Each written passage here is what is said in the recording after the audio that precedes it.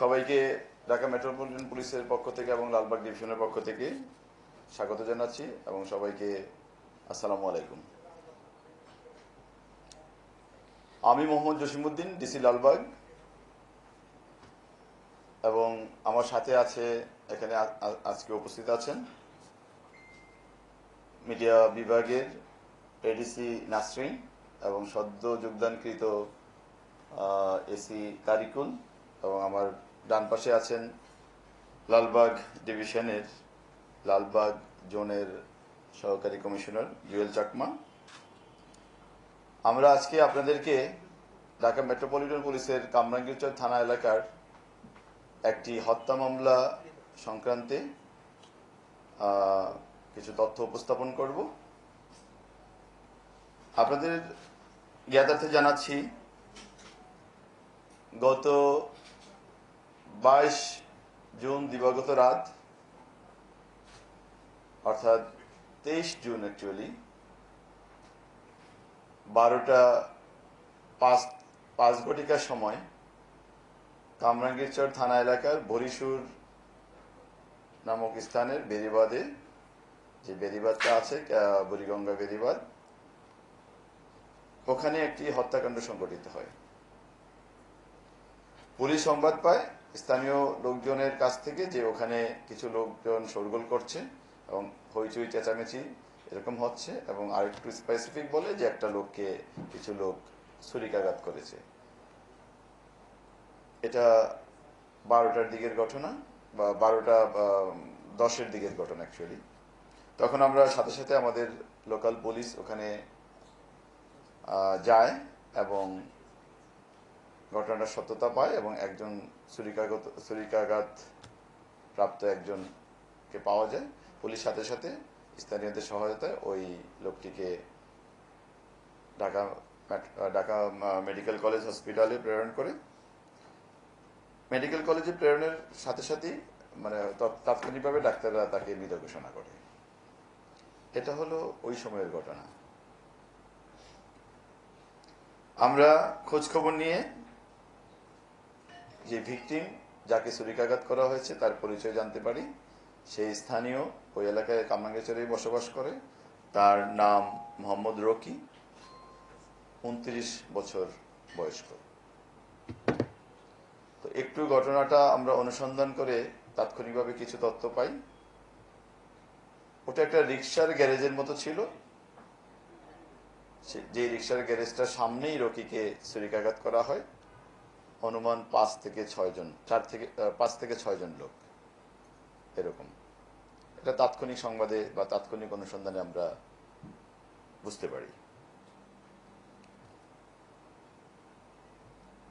একটু পিছনের দিকে যদি আরেকটু আপনাদের জ্ঞাতার্থে জানিয়ে রাখি, এই ঘটনার পরই ওই দিনই অর্থাৎ 23 তারিখেই কামরাঙ্গীরচর দিনের বেলায় কামরাঙ্গীরচরে একটা মামলা রুজু হয়, যার মামলা নম্বর 20, 302 এবং 34 ধারায় মামলাটি রুজু হয়। এটা হত্যাকাণ্ডের ধারা। আমরা হত্যাকাণ্ডের প্রাথমিক কারণ হিসেবে যেই বিষয়গুলো আমরা জানতে পেরেছি, যে রকি, যে এই ঘটনার ভিকটিম, তার কিছু স্থানীয় ব্যবসা বাণিজ্য, অবৈধ ব্যবসা বাণিজ্য ছিল। এই ব্যবসা বাণিজ্যগুলো নিয়ে যারা এই ঘটনাটি ঘটিয়েছে বা এই ঘটনার সাথে যারা জড়িত, তাদের একটা বিরোধ ছিল। এবং এখন থেকে 4-5 মাস আগে কেরানীগঞ্জ থানার, ঢাকা জেলার কেরানীগঞ্জ থানা এলাকায় একটা হত্যাকাণ্ড সংঘটিত হয়েছিল। আবু কায়সার নামে একজন খুন হয়েছিল, এই ছুরিকাঘাতেই খুন হয়েছিল। এবং আবু কায়সারের যারা আত্মীয় স্বজন, তাদের একটা অনুমান ছিল যে রকি এই হত্যাকাণ্ডের সাথে জড়িত। কিন্তু রকি ওই সময় জেলে ছিল, তাই না? রকি আবার ওই সময় আমাদেরই একটা মাদক মামলায় আটক হয়ে তখন সে জেলে অবস্থান করছিল। তো ওদের অনুমানটা সত্য মিথ্যা এই বিষয়টা আমরা যাচাই করব। রকি জেলের ভিতরেও থেকেও এই ঘটনার সাথে জড়িত থাকতে পারে কি পারে না, বা ছিল কি না আদৌ, এটা আমরা ওই মামলা যারা আছে নিশ্চয়ই তারা তদন্ত করে দেখবে। আর আমরা রকির এই মামলাটা তদন্ত শুরু করি তাৎক্ষণিকভাবেই রকি হত্যাকাণ্ডের, এবং ঘটনার কিছু ক্লু বা সংবাদ তথ্য আমরা তাৎক্ষণিকভাবে পেয়ে যাই। আমি যদি একটু এই ভিডিওটা একটু অন করতে বলি, একটু আপনাদেরকে কিছু ফুটেজ আমরা এখানে দেখাতে চাই। আগেরটা একটু দেখাও। আমি কি দাঁড়াতে পারবো?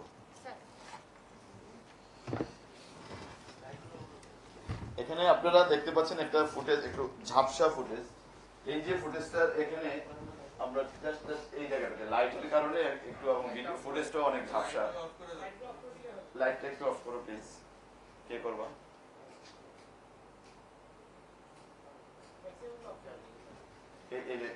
বড়টা বড়টা বড়টা এই পাশে বড় দিবে।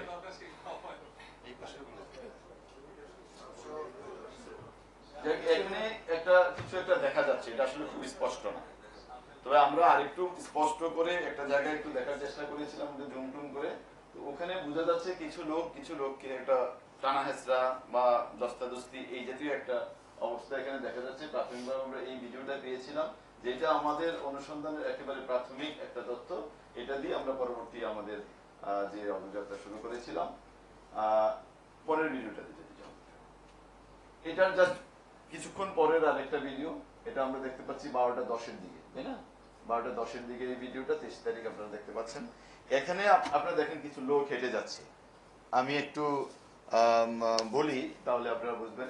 এই যে একজন হেঁটে যাচ্ছে, একটু জুম করে দেখা যায় তার ডান হাতে রক্ত। এর নাম হলো পলাশ। আর এই যে আরেকজন হেঁটে যাচ্ছে তার নাম তালেব। তারপর 3 নাম্বার যে হেঁটে যাচ্ছে তার নাম হলো, আমি দুঃখিত, তুমি একটু পিছনে যাও, আরেকটু পিছনে যাও, টেনে দাও পরেরটাই, একটু একটু একটু টেনে দাও, বাস বাস বাস। প্রথম যে ব্যক্তি হেঁটে যাচ্ছে তার নাম হলো পলাশ।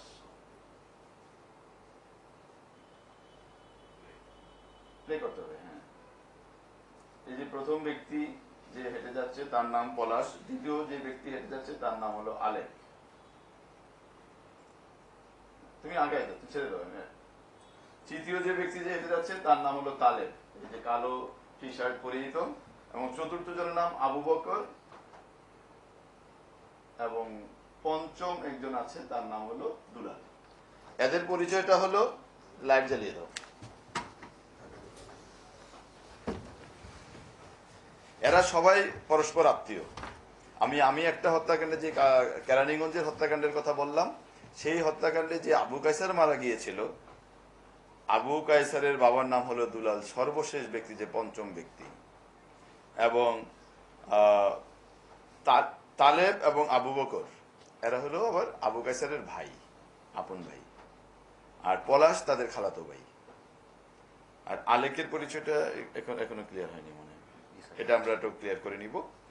এই যে 5 জন ব্যক্তিকে আপনারা ফুটেজে দেখতে পেলেন, এদের মধ্য থেকে আমরা